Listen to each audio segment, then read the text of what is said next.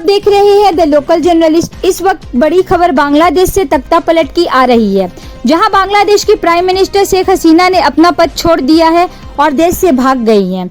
ये जानकारी बांग्लादेश के आर्मी चीफ ने बताई। पिछले कुछ हफ्तों से हो रहे हिंसा भरे प्रदर्शनों के बाद ये फैसला लिया गया। जनरल वकारुज्जमा ने सोमवार को देश को संबोधित करते हुए कहा कि अब एक इंटरिम सरकार देश चलाएंगी।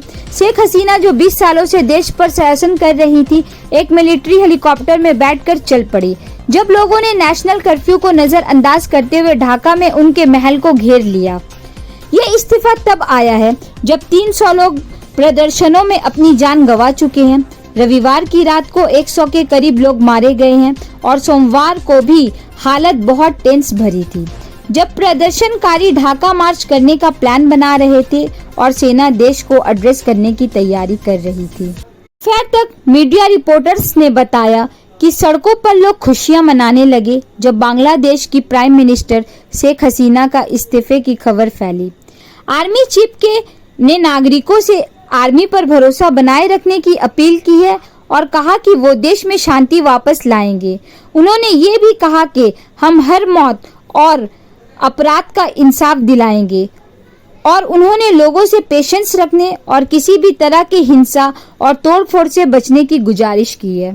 बांग्लादेश आर्मी के चीफ वकारुज्जमा ने ये भी कहा है कि हमने सभी बड़े पॉलिटिकल पार्टीज के रिप्रेजेंटेटिव को बुलाया है और उन्होंने हमारा निमंत्रण स्वीकार कर लिया है और हमारे साथ मिलकर काम करने का कमिटमेंट दिया है। आपको बता दूं कि ये प्रदर्शन देश में 1 महीना पहले शुरू हुआ था, जब एक कंट्रोवर्शियल जॉब कोटा स्कीम के खिलाफ लोग सड़कों पर आए थे। इस स्कीम के तहत सरकारी नौकरियों में से 1/3 हिस्सा 1971 के इंडिपेंडेंस वॉर के वेटरान्स के बच्चों के लिए रिजर्व किया गया था। उस सरकार ने इसे दबाने के लिए यूनिवर्सिटीज बंद कर दी और पुलिस और मिलिट्री का इस्तेमाल किया। बांग्लादेश की प्राइम मिनिस्टर शेख हसीना ने नेशन वाइड कर्फ्यू लगाया और फोन्स और इंटरनेट का एक्सेस कट कर दिया।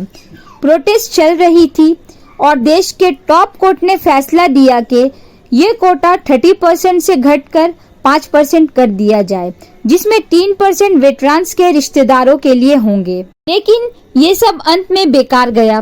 प्रोटेस्ट मूवमेंट एक अनप्रेसिडेंटेड और नेशन वाइड अपराइजिंग बन गई, जिसमें हसीना के रेजिग्नेशन और मरने वाले लोगों के लिए अकाउंटेबिलिटी की डिमांड की गई। दोस्तों, आपको बता दूं कि पिछले कुछ दिनों के इस विरुद्ध प्रदर्शन में लगभग 300 से ज्यादा लोगों ने अपनी जानें गंवाई, जिसमें ज्यादातर स्टूडेंट थे। और भी फर्दर अपडेट के लिए आप बने रहे दी लोकल जर्नलिस्ट के साथ।